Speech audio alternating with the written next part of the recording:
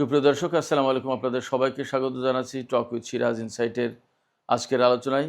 দর্শক, গতকাল আমরা ভারত পাকিস্তান সীমান্তে পাকিস্তানের বিভিন্ন গুরুত্বপূর্ণ সামরিক সরঞ্জাম মোতায়েন, পিএফএক্স বিমানের ভবিষ্যৎ ইত্যাদি বিষয় নিয়ে আলোচনা করেছিলাম। আজকে আমরা আরেকটি গুরুত্বপূর্ণ বিষয় নিয়ে আলোচনা করতে যাচ্ছি। সেটি হচ্ছে ইরান এবং পাকিস্তানের মধ্যে যে অর্থনৈতিক সম্পর্ক বাড়ানোর চেষ্টা করা হচ্ছে, এর সাথে ভূ রাজনীতির সম্পর্ক কী, এর গভীরে আসলে কি আছে, এবং দুই দেশের মধ্যে বাণিজ্যের সম্ভাবনা কতটুকু পথ এই দুই দেশ একসাথে হাত ধরে হাঁটতে পারবে, কতটুকু এগিয়ে যেতে পারবে, আমরা সে বিষয় নিয়ে কথা বলবো। দর্শক, চলুন আমরা বিস্তারিত আলোচনা করি। আধুনিক বিশ্বে শুধু সামরিক শক্তি দিয়ে কোনো দেশের অবস্থান শক্তিশালী হয় না, তার জন্য প্রয়োজন হয় অর্থনীতি, জ্বালানি, পরিবহন এবং বাণিজ্য। এই চারটি বিষয় এখন ভূ রাজনীতির সবচেয়ে গুরুত্বপূর্ণ দিক। আর ঠিক এই জায়গাতেই পাকিস্তান এবং ইরান, দুই প্রতিবেশী দেশ, একে অপরের দিকে হাত বাড়াচ্ছে। গত 4 এবং 5 আগস্ট, সোম এবং মঙ্গলবার, পাকিস্তানের রাজধানী ইসলামাবাদে, সম্ভবত করাচিতেও, ইরানি বাণিজ্য প্রতিনিধি দলের সাথে পাকিস্তানের মন্ত্রী পর্যায়ের এবং গুরুত্বপূর্ণ কর্মকর্তাদের বৈঠক হয়েছে। বিষয়টা দুই দেশের মধ্যকার বাণিজ্য সম্পর্ক বাড়ানো। দুই দেশের মধ্যকার বাণিজ্য সম্পর্ক $10 বিলিয়ন নিতে চায়, অর্থাৎ দুই দেশের মধ্যে বার্ষিক বাণিজ্যের পরিমাণ অন্তত $10 বিলিয়ন হওয়া উচিত বলে দুই প্রতিবেশী দেশ আলাপ করেছে এবং তারা এই ব্যাপারে একমত। তারা এই লক্ষ্যে একটি ফ্রি ট্রেড এগ্রিমেন্ট, অর্থাৎ মুক্ত বাণিজ্য অঞ্চল গঠন করতে চায়। এই যে দুই দেশের বৈঠক হলো, সেই বৈঠকে পাকিস্তানের পক্ষে নেতৃত্ব দিয়েছেন দেশটির বাণিজ্য মন্ত্রী জাম কামাল খান, আর ইরানের পক্ষে নেতৃত্ব দিয়েছেন দেশটির শিল্প, খনিজ ও বাণিজ্য মন্ত্রী মোহাম্মদ আতাবাক। দুই দেশের অর্থনৈতিক সম্পর্ক অন্যরকম উচ্চতায় নিতে তারা কিছু লক্ষ্য নির্ধারণ করেছে। যেমন আগেই বলেছি, মূল লক্ষ্য তাদের বার্ষিক বাণিজ্যের পরিমাণ $10 বিলিয়ন বাড়িয়ে নেয়া। আপনারা ভাবুন, দুই দেশের মধ্যে এখন যে বাণিজ্য হয়, আরও বেশ কিছু আগে সম্ভবত দুই দেশের মধ্যে বার্ষিক বাণিজ্যের পরিমাণ ছিল $1.5 বিলিয়ন, অথচ তারা এখন সেটা $10 বিলিয়ন নিতে চাইছে, তার মানে কয়েক গুণ বাড়াতে চাইছে। আর এখানেই বিষয়টি সবচেয়ে গুরুত্বপূর্ণ হয়ে উঠছে। আমি একটু আগেই বলেছি, দুই দেশ শুধুমাত্র $10 বিলিয়ন বাণিজ্য লক্ষ্যমাত্রায় নির্ধারণ করেনি, বরং দুই দেশের মধ্যে একটি ফ্রি ট্রেড এগ্রিমেন্ট, মুক্ত বাণিজ্য চুক্তি এবং মুক্ত বাণিজ্য এলাকাও গঠন করতে চায়। মুক্ত বাণিজ্য চুক্তি কেন গুরুত্বপূর্ণ? এই ধরনের চুক্তি যদি হয়, তাহলে অনেকগুলো পণ্যের উপর শুল্ক কমে যেতে পারে, সীমান্তে পণ্য বেশি দিন আটকে থাকবে না, এবং দুই দেশের ব্যবসায়ীরাই দুই দেশের বাজারে অনেক সহজে প্রবেশ করতে পারবে। এর ফলে শুধু দুই দেশের বড় বড় কোম্পানি নয়, সীমান্ত অঞ্চলের ছোট ব্যবসায়ীরাও আর্থিকভাবে বা ব্যবসায়িক দিক দিয়ে লাভবান হবেন। হঠাৎ করে কেন দুই দেশ এত সিরিয়াস হয়ে উঠলো নিজেদের ভেতরে বাণিজ্যের পরিমাণ বাড়ানোর ব্যাপারে? এই প্রশ্নের জবাব খুঁজতে গেলে আসলে ইরান, পাকিস্তান, মধ্য এশিয়া, দক্ষিণ এশিয়া, পারস্য উপসাগর, আরব সাগর, গোয়াদার বন্দর, চবাহার বন্দর, করাচি বন্দর, এইগুলোর দিকে তাকাতে হবে। অর্থাৎ ভূগোল আমাদের কাছে একটা গুরুত্বপূর্ণ বিষয় হয়ে উঠবে তখন। ইরান হচ্ছে মধ্য এশিয়া এবং ককেশাস অঞ্চলে প্রবেশের দরজা, আর পাকিস্তান হচ্ছে দক্ষিণ এশিয়ায় প্রবেশের দরজা। পাকিস্তানের হাতে রয়েছে চীনের সহযোগিতায় নির্মিত গোয়াদার বন্দর, এছাড়া আছে করাচি বন্দর, আরব সাগরের বিস্তীর্ণ অঞ্চল। আর ইরানের হাতে রয়েছে বিরাট বিশাল জ্বালানি সম্পদ। একই সাথে ইরানের হাতে রয়েছে প্রচুর পরিমাণে ইস্পাতের কারখানা, ইস্পাত শিল্প, বিরাট শিল্প। এই দুই শক্তি, অর্থাৎ ইরান এবং পাকিস্তান, তারা যদি একসঙ্গে অর্থনৈতিক কর্মকাণ্ড পরিচালনা করে, এই যে মুক্ত বাণিজ্য এলাকা প্রতিষ্ঠা করে তারা যদি বাণিজ্যের পরিমাণ বাড়ায়, তাহলে এই অঞ্চল, অর্থাৎ পাকিস্তান, ইরান, মধ্য এশিয়ার দ্বার প্রান্ত, দক্ষিণ এশিয়ার শুরুর দিকটা, এই যে বিশাল একটা অঞ্চল, এই অঞ্চলে বাণিজ্যের চিত্র কিন্তু পাল্টে যেতে পারে। সাথে সাথে অর্থনৈতিক সমীকরণ পাল্টে যাবে। ইসলামাবাদ বৈঠকের সময় ইরানের বাণিজ্য মন্ত্রী মোহাম্মদ আতাবাক তিনি বলেছেন যে পাকিস্তানের যে গোয়াদার বন্দর এবং করাচি বন্দর, এই দুটো বন্দর ব্যবহার করে ইরান লাভবান হতে পারে। এখানে প্রশ্ন উঠতে পারে যে ইরানেরই তো পারস্য উপসাগরে এবং ওমান উপসাগরের কূলে চবাহার বন্দর, এ সমস্ত বন্দর রয়েছে, বড় বড় বন্দর, তারপরে আবার কেন পাকিস্তানে বন্দর প্রয়োজন? এখানেই গুরুত্বপূর্ণ বিষয় এবং এর জবাব আসলে কৌশলগত। ইরানের যে সমস্ত বন্দর রয়েছে এবং যেহেতু ইরানের উপরে এখনও নিষেধাজ্ঞা, সেই কারণে ইরানের বন্দর ব্যবহার করে ইরানের নিজস্ব পণ্য বিভিন্ন জায়গায় পাঠানোর ব্যবস্থা করা হয় বা বিভিন্ন আমদানি করা পণ্য ওখানে খালাস করে। কিন্তু পাকিস্তানের গোয়াদার এবং করাচি বন্দর যদি ব্যবহার করতে পারে, তাহলে দ্রুত দক্ষিণ এশিয়া বা দক্ষিণ পূর্ব এশিয়ার দিকে ইরান কিন্তু তার বাজার এবং পণ্য সম্প্রসারণ করতে পারে। যার কারণে ইরানের পক্ষ থেকে গোয়াদার বন্দর এবং করাচি বন্দর ব্যবহারের ব্যাপারটা শুধুমাত্র বন্দর ব্যবহারের প্রশ্ন না, এটা একটা তার পণ্যের কৌশলগত নেটওয়ার্ক গড়ে তোলার প্রশ্ন। ইসলামাবাদে যে বৈঠক হয়েছে তাতে কিন্তু দুই দেশের মন্ত্রী পর্যায়ের বৈঠক হয়েছে ব্যাপারটা তা না, দুই দেশের চেম্বার অফ কমার্সের নেতাদের মধ্যেও বৈঠক হয়েছে। এর মানে হচ্ছে যে দুই দেশের সরকার চুক্তি করে থেমে যেতে চায় ব্যাপারটা তা না, বরং বেসরকারি পর্যায়েও ব্যবসা এবং লেনদেনের কার্যক্রম সম্প্রসারিত হোক, দ্রুত বৃদ্ধি পাক, এটাই আসলে এই বৈঠকগুলোর মূল লক্ষ্য। এখন এই যে ইরান গোয়াদার বন্দর করাচি বন্দর ব্যবহার করতে চায়, তারপরে দুই দেশ $10 বিলিয়ন বার্ষিক বাণিজ্যের ভলিউম তৈরি করতে চায়, আসলে ইরান চায়টা কি সেটা একটা প্রশ্ন। আমাদের সামনে প্রশ্ন আসতে পারে যে $10 বিলিয়ন বাণিজ্য বাড়ানোর জন্যই কি, অর্থাৎ বাণিজ্যের পরিমাণ $10 বিলিয়ন নেয়াই কি এই এত বৈঠকের আয়োজন? ব্যাপারটা আসলে শুধু সেখানে নয়, এর পেছনে রয়েছে আরও অনেক বড় অর্থনৈতিক এবং ভূ রাজনৈতিক পরিকল্পনা, হিসাব নিকাশ। আমরা প্রথমেই আসি ইরান পাকিস্তান গ্যাস লাইন প্রকল্পের কথা। এই গ্যাস পাইপ লাইন যদি দুই দেশের মধ্যে চালু হয়, তাহলে প্রতিদিন 750 মিলিয়ন ঘনফুট গ্যাস ইরান থেকে সাপ্লাই দেওয়া হবে পাকিস্তানের ভেতরে। এই গ্যাস পাইপলাইন প্রকল্পের ইরানের অংশের কাজ কিন্তু অনেক আগেই শেষ, কিন্তু পাকিস্তান এখনও করতে পারেনি। আমেরিকার নিষেধাজ্ঞা, নিজেদের অর্থনৈতিক সংকট, নানা রকমের হিসাব নিকাশ ইত্যাদির কারণে। তবে প্রকল্পটি কিন্তু একদম পুরোপুরি বাতিল হয়নি। যদি কখনো পরিস্থিতি অনুকূলে আসে, অর্থাৎ আমেরিকার সাথে ইরানের একটা মীমাংসা হয় বা ইরানের উপর থেকে নিষেধাজ্ঞা উঠে যায় বা অন্য কোনোভাবে যদি পরিস্থিতি ইরানের অনুকূলে আসে, তাহলে কিন্তু এই প্রজেক্ট আবার চালু হবে, এটা মোটামুটি ধরে নিয়ে যায়। কারণ এটার সাথে পাকিস্তানের অনেক সুবিধা জড়িত। পাকিস্তান এই গ্যাস পাইপ লাইন পেলে প্রতিদিন তার গ্যাসের চাহিদার প্রায় পুরোটাই মিটে যাবে, এত বিশাল বিরাট ব্যাপার।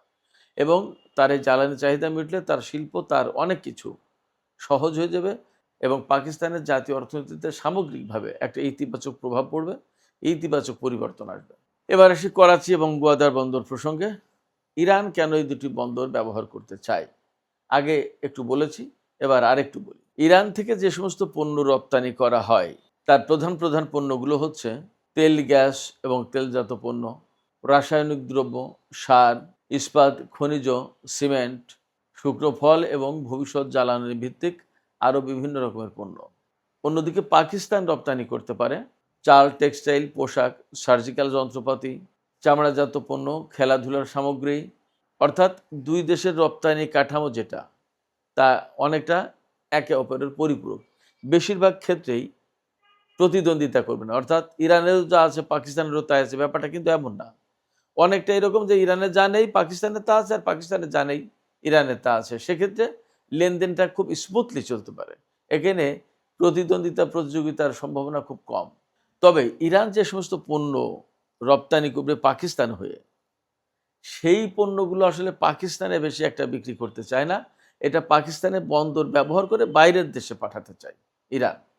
যেমন দক্ষিণ এশিয়ার দেশগুলো, আফ্রিকার দেশ, আরব সাগর হয়ে আফ্রিকার দেশগুলো, দক্ষিণ পূর্ব এশিয়া এবং ভবিষ্যতে চীনের পশ্চিম অঞ্চলের কিছু বাজারেও ইরানের সংযোগ আরও সহজ হতে পারে।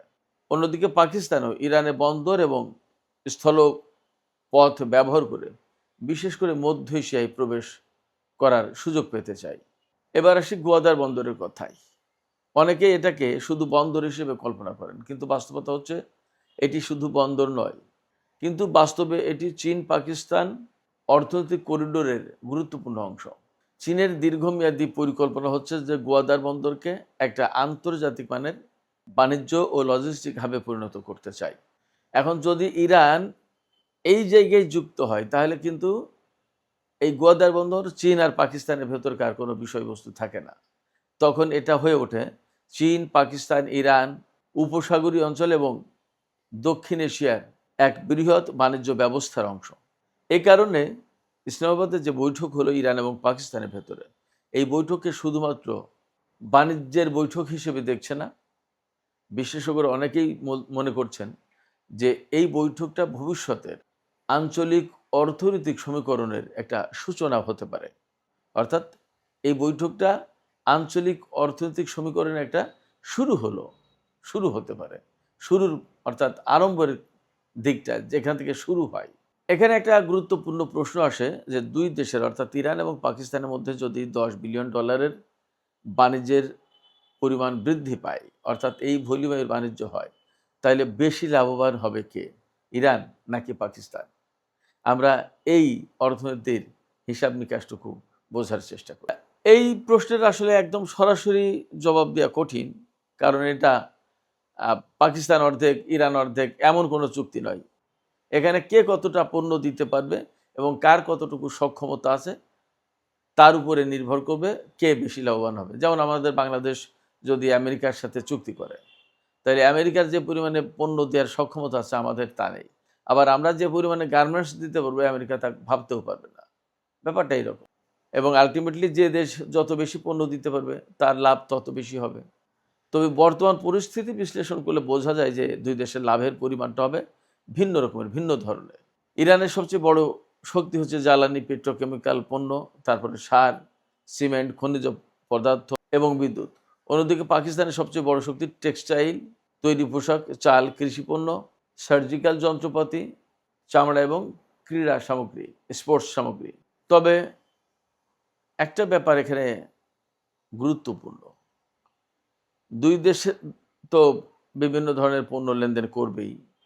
এখানে পাকিস্তান যদি গোয়াদার বন্দর এবং করাচি বন্দর ব্যবহার করতে দেয় ইরানকে, তাহলে এই বন্দর ব্যবহারের যে ফি, এটা থেকে কিন্তু পাকিস্তান বিপুল পরিমাণে অর্থ পাবে। কারণ সেখানে পাকিস্তানের বন্দর, কাস্টমস, গুদামজাতকরণ, তারপরে ট্র্যাকিং, লজিস্টিক্স এসব খাতেও প্রচুর পরিমাণে আয় হতে পারে। অর্থাৎ পাকিস্তান শুধুমাত্র রপ্তানিকারক নয়, তখন একটি গুরুত্বপূর্ণ ট্রানজিট হাব হিসেবেও বিবেচিত হবে। এটি হবে বিশেষ করে গোয়াদার বন্দরের জন্য। যদি ইরানের মতো একটি বড় প্রতিবেশী দেশ নিয়মিত এই বন্দর ব্যবহার করে, তাহলে অ্যাকচুয়ালি পাকিস্তানের জন্য বিশাল সম্ভাবনা এখানেই তৈরি হবে। এখান থেকে বিরাট একটা বড় অর্থনীতির চাকা পাকিস্তানের জন্য ঘুরবে। সবচেয়ে বড় কথা, এত আলোচনার পরে এই পরিকল্পনা বাস্তবায়ন করা সহজ হবে কিনা, সেই প্রশ্নে কিন্তু খানিকটা নেগেটিভ আছে। এই অর্থে ইরানের উপর যেহেতু আন্তর্জাতিক বাণিজ্যের নিষেধাজ্ঞা আছে, নানা রকম নিষেধাজ্ঞা আছে, এই নিষেধাজ্ঞা উপেক্ষা করে পাকিস্তান এবং ইরান কতটুকু এই বাণিজ্য কার্যক্রম পরিচালনা করতে পারবে সেটা একটা বড় ব্যাপার। এছাড়া নিরাপত্তার একটা ব্যাপার আছে। আমরা সবাই জানি ইরান এবং পাকিস্তানের যে সীমান্ত, সেই সীমান্তে বেলুচিস্তান প্রদেশ অবস্থিত। পাকিস্তানের বেলুচিস্তান প্রদেশে আছে বিচ্ছিন্নতাবাদী আন্দোলন, আর ইরানের বেলুচিস্তানে এই ধরনের সরাসরি কোনো আন্দোলন না থাকলেও, যেহেতু দুই বেলুচিস্তান একদম সীমান্তবর্তী, তারা একে অপরকে নিজেদের মনে করে, সেই কারণে বেলুচিস্তান সীমান্ত একেবারে খুব পিসফুল, শান্তিপূর্ণ তা কিন্তু না। সেক্ষেত্রে এই যে পণ্য লেনদেন, আনা নেয়া, পরিবহন, এই জায়গায় নানা রকমের নিরাপত্তাহীনতার প্রশ্ন কিন্তু থেকে যাচ্ছে। এছাড়া আরেকটি চ্যালেঞ্জ আছে, অবকাঠামোর চ্যালেঞ্জ। আমরা যদিও দেখছি যে গোয়াদার এবং করাচি দুটো বন্দর, কিন্তু ইরান থেকে পণ্য এনে যদি এই দুটো বন্দর ব্যবহার করে আবার রপ্তানি করতে হয়, তাহলে এখানে নতুন করে বিভিন্ন রকমের রেল, সড়ক এবং বিভিন্ন ধরনের অবকাঠামো তৈরির কিন্তু একটা প্রশ্ন থাকবে।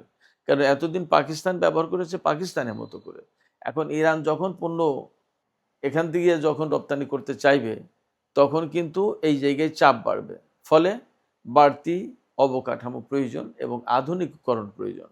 বার্ষিক $10 বিলিয়ন পণ্য লেনদেনের ব্যাপারটা এটা কিন্তু একদম খুব সহজ ছোট ব্যাপার না। প্রতিদিন হাজার হাজার কন্টেইনার আনা নেয়ার প্রশ্ন আছে এবং সেগুলো দ্রুত বন্দরে নিতে হবে, বন্দর থেকে আনতে হবে।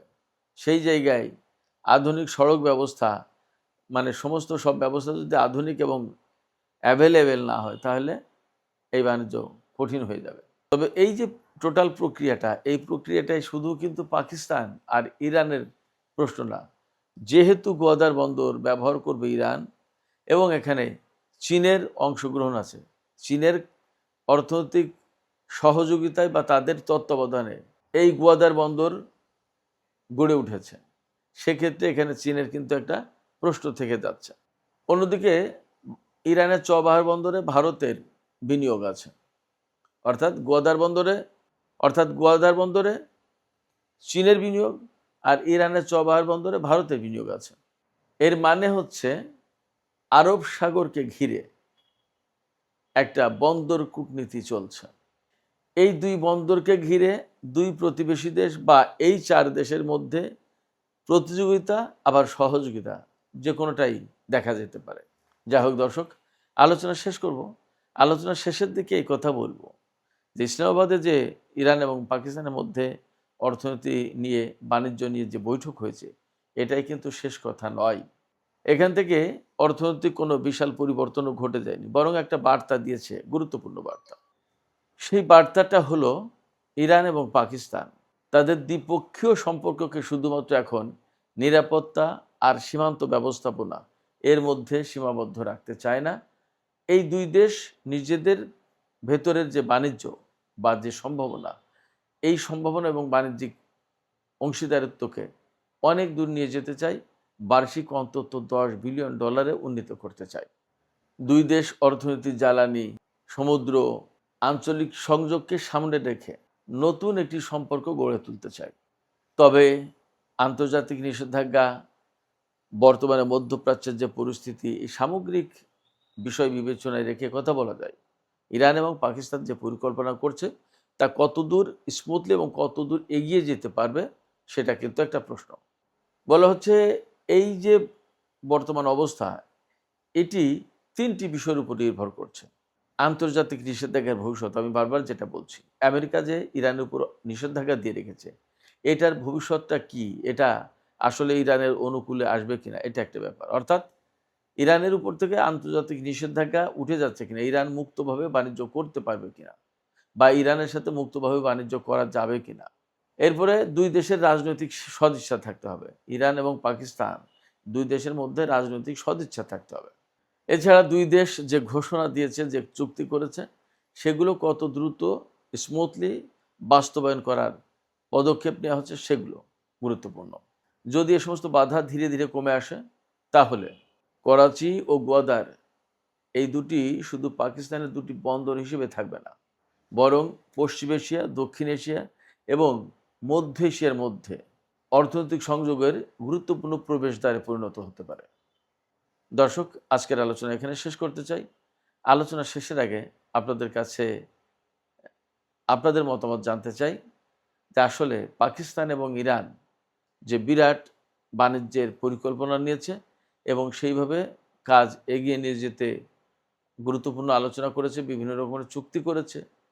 পাকিস্তান এবং ইরানের মধ্যে এই চুক্তি, এই অর্থনৈতিক সহযোগিতা বা এই যে বড় ভলিউমের বাণিজ্য, এটি কতটা সম্ভব আপনাদের কি মনে হয় এবং এর প্রভাব দক্ষিণ এশিয়ায় কিভাবে পড়তে পারে আপনারা মতামত জানিয়ে কমেন্টে লিখতে পারেন। আর ভিডিও ভালো লাগলে আবারও বলি, লাইক, কমেন্ট, শেয়ার করবেন এবং চ্যানেলটি সাবস্ক্রাইব করে সাথেই থাকবেন। দর্শক, আপনাদের সবাইকে অনেক অনেক ধন্যবাদ। আল্লাহ হাফেজ।